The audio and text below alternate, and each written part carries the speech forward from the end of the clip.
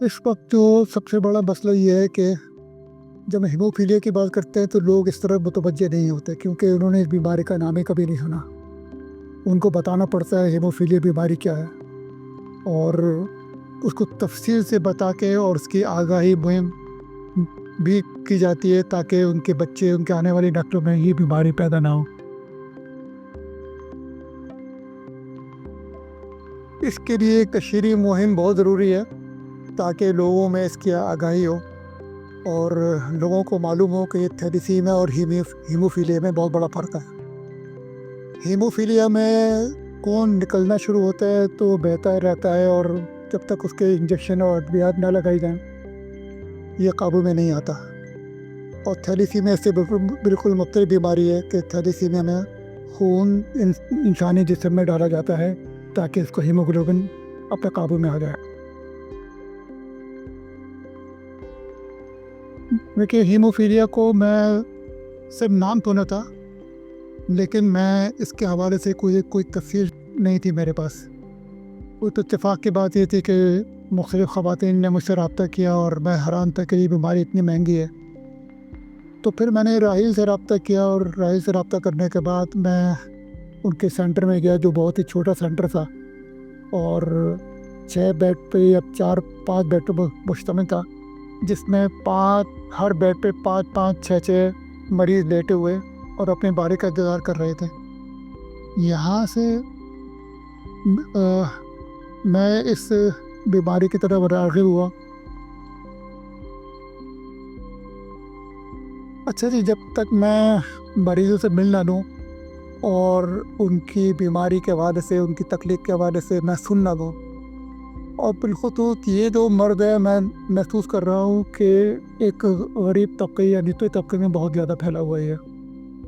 और जो वो अपनी कहानी सुनाते हैं मैं उनकी कहानियाँ सुनता हूँ और जो दिल में दर्द मेरे अंदर पैदा होता है तो फिर मेरी बहुत कोशिश होती है कि अल्लाह मुझे कोई ऐसी हिम्मत और तौफीक अता फरमाए कि मैं इनकी खिदमत कर सका हूँ। ये बच्चे अपनी परेशानियां बयान कर रहे होते हैं, किसी का खून निकल रहा होता है, किसी के आँख से, नाक से, कान से, दांतों से खून निकल रहा होता है, इनके पैर सूजे हुए होते हैं। तो ये अपनी बीमारी बयान करता है, तो बताता है कि हम गिरे थे, हमें चोट लगी, खून निकलना शुरू हुआ। तो मैं उनके वालिदैन से भी बात करता हूँ। मैं अल्लाह का शुक्र है कि तकरीबन पहले जो कि 14-15 साल की उम्र होती थी और ये अल्लाह को प्यारे हो जाते थे, अब हम देख रहे हैं कि 20-30 साल, 40 साल, 50 साल के भी मरीज़ हमारे पास आ रहे हैं। अल्हम्दुलिल्लाह सेहतमंद हैं, वो कारोबार भी कर रहे हैं। बस इसमें ये ज़रूरी है कि वो अद्वियात को बाकायदगी से लेते रहें तो अल्लाह ताला उनकी ज़िंदगी बहुत आसान और सहल कर देगा। देखिए, इतना महंगा इलाज है कि मैं तो कहता हूँ कि साहिब ऐसे 2 पीस को बर्दाश्त नहीं कर सकता। अगर आप ये कहें कि तकरीबन 40 लाख रुपए साल का ख़र्चा है, ये तो मुतवस्सित तबके का लोग भी इसको बर्दाश्त नहीं कर सकते। अल्लाह ताला ने देखिए जब बीमारी दी है तो उसके लिए तो लोगों को इस तरह राग़िब भी किया है कि वो अपने अतियात और ज़कात वग़ैरह दें। अल्हम्दुलिल्लाह, अल्लाह का बड़ा शुक्र है, यहाँ पे जो इलाज हो रहा है 100% मुफ्त हो रहा है, बहुत ज़्यादा केयर के साथ हो रहा है। मैं आपको यकीन से कह रहा हूँ कि जो यहाँ पे जिस तरीक़े से इनका ख्याल किया जाता है वो किसी 5 स्टार हॉस्पिटल से ही बेहतर होगा इंशाअल्लाह। जो सहूलत इनको है, जो वक्त इनको मिल जाती है, अद्वियात कितनी महंगी बात हैं। तो अल्हम्दुलिल्लाह अल्लाह ने ऐसे वसाइल पैदा किए हैं जिससे तकरीबन इलाज किया जा रहा है।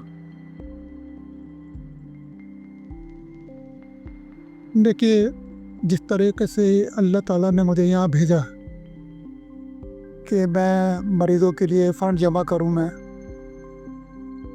मेरे बाद क्या होगा, जैसे मुझे भेजा अल्लाह ताला कुछ और लोगों को भी भेजेगा।